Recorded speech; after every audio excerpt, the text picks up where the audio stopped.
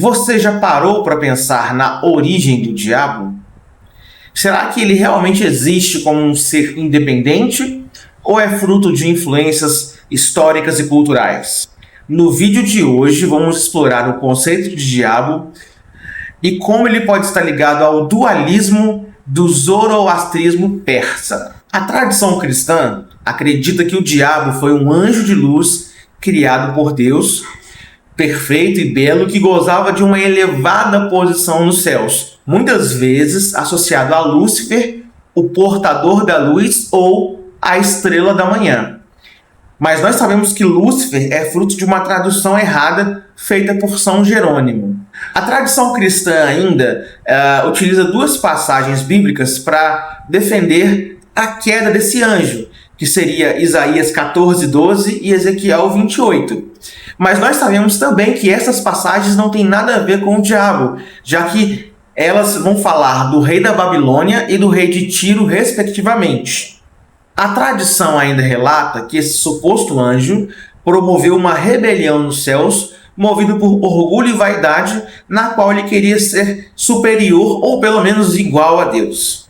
Só que essa rebelião foi sufocada devido a uma contra-rebelião que houve no céu, uma batalha cósmica, e esse anjo foi lançado do céu ao abismo, deixando de ser Lúcifer, o portador da luz, e se tornou o que nós conhecemos como Satã. Acontece que essas narrativas possuem falhas. A primeira delas é que o conceito de diabo não existe no judaísmo, que é a religião base para o cristianismo e as outras religiões de origem abraâmica. Mas você pode argumentar comigo dizendo, não, mas Jesus falou que viu Satanás caindo como um raio, e também temos uma passagem em Jó que Deus diz de onde vem Satanás. Essas passagens, elas têm uma origem mais tardia. Nós vamos entender isso melhor. A palavra Satã deriva do hebraico Ha-Satã, que significa adversário ou acusador. Adversário no sentido mais banal da palavra. Por exemplo, se eu for jogar futebol contra você, nós seremos o Satã de um do outro. Ou aquele advogado de acusação que está no tribunal para acusar o réu naquela demanda jurídica, ele será um Ha-Satã daquele réu. E na Bíblia existem diversos Ha-Satã. Para você ter uma ideia, naquela passagem de Jó, quando Deus diz de onde vem Satanás, ele não está se referindo ao diabo como um ser específico. Ele está se referindo a um ser que tinha uma demanda a Deus contra Jó. Ele veio acusar Jó como o advogado de acusação. Uma outra passagem que aparece Ha-Satã na Bíblia que é muito interessante é em Números 22:22. Na passagem que o anjo do Senhor aparece para repreender Balaão. Aquele anjo do Senhor foi um Ha-Satã para Balaão. Não quer dizer que esse anjo era um anjo do mal, um demônio ou o próprio Satanás. Era um anjo de Deus, um anjo do Senhor. Essa queda de Lúcifer, ela não é relatada na Bíblia como a tradição acredita. Existem muitos livros apócrifos que vão relatar essas rebeliões celestiais. Mas esses livros não fazem parte do cânone bíblico. Um deles é o livro de Melquisedeque, que é conhecido como o pseudepígrafo de Gênesis. Nesse livro, ele vai relatar que esse anjo ele queria conhecer o bem e o mal, e ele começou a questionar o governo de Deus, promovendo essa rebelião que acabou por culminar com a sua expulsão dos céus. Só que nós temos um problema com esse livro. Ele foi escrito entre o 2º e o 4º século depois de Cristo. Ou seja, ele não tem nenhum vínculo, nenhuma relação com as tradições judaicas antigas. Um outro problema com essas narrativas é que os judeus eles não entendem que o bem e o mal dependem de um ser espiritual antagônico a Deus, mas que o bem e o mal são inclinações que o ser humano tem dentro de si. O Yatzer Tov é uma expressão que vai relatar essa inclinação para o bem, para fazer coisas boas, E o Yetzer Hará é a inclinação que o ser humano tem para fazer o mal. E tem um problema aí.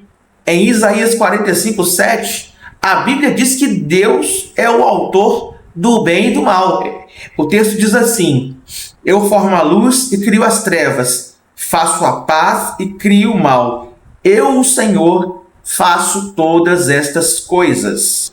Então, como que a ideia do diabo como ser antagônico a Deus se consolidou na história? Para respondermos essa pergunta, temos que voltar à época do cativeiro babilônico. A deportação para a Babilônia aconteceu em 597 a.C.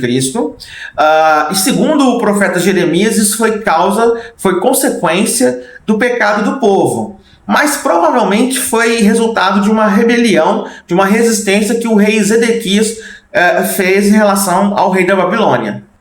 O rei Nabucodonosor teve um sonho de uma grande estátua, cuja cabeça era de ouro, o peito e os braços de prata, o ventre e as coxas de bronze, as pernas de ferro e os pés em parte ferro e em parte barro. A interpretação desse sonho se relaciona com as potências imperiais que iriam suceder Nabucodonosor. Nabucodonosor era representado pela cabeça de ouro, e o tórax e o braço de prata seria o reino da Pérsia, que foi de fato o reino que conquistou a Babilônia e se tornou a potência imperial vigente da época, que subjugou a Babilônia. Quando a Pérsia invade e conquista a Babilônia, ela traz consigo a sua cultura e a sua religião, o zoroastrismo.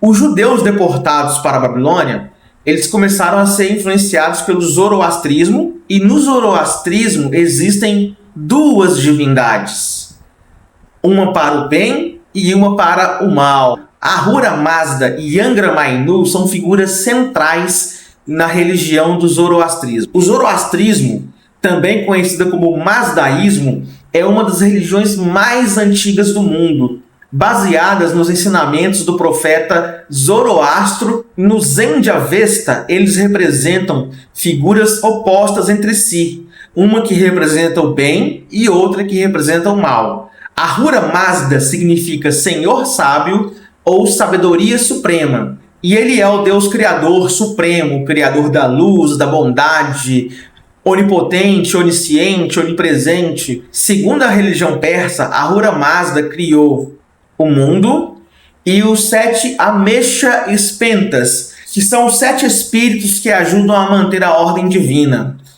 Você está lembrado dos 7 espíritos de Deus? Ahura Mazda também oferece aos seres humanos a possibilidade de escolha entre bem e o mal, sendo um defensor do livre-arbítrio. Angra Mainyu, também conhecido como Ahriman, é o espírito destrutivo ou a força maligna. Ele é a personificação do mal, das trevas e da destruição. Ele representa a mentira, o caos e tudo que é contrário à ordem divina. É o astuto enganador que busca destruir a criação de Ahura Mazda. Angra Mainyu, ele lidera os Daevas, que são espíritos malignos que espalham o caos, a violência e a destruição na Terra. Ele é o responsável ainda por criar doenças e desastres. Embora poderoso, Angra Mainyu tem uma existência finita, e no fim dos tempos, Angra Mainyu será derrotado e o bem prevalecerá. A luta entre Ahura Mazda e Angra Mainyu é o tema central do Zen-Avesta, simbolizando o conflito universal entre a verdade e a mentira. Mas esse combate não é apenas cósmico, mas é um conflito interior dentro de cada ser humano. Resumidamente, a criação de Ahura Mazda é boa e Angra Mainyu tenta destruí-la e corrompê-la. Mas no final dos tempos o bem triunfará e a humanidade viverá em harmonia com a vontade divina. A ideia do diabo como figura cósmica foi moldada pela interação cultural e religiosa entre judeus e persas.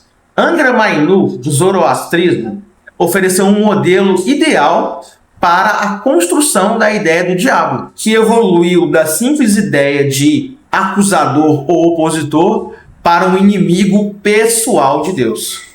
E aí, você conheceu essa história? Se você gostou desse vídeo, não deixe de curtir, compartilhar nas suas redes sociais e me segue para mais. Tamo junto, valeu, até a próxima, fui!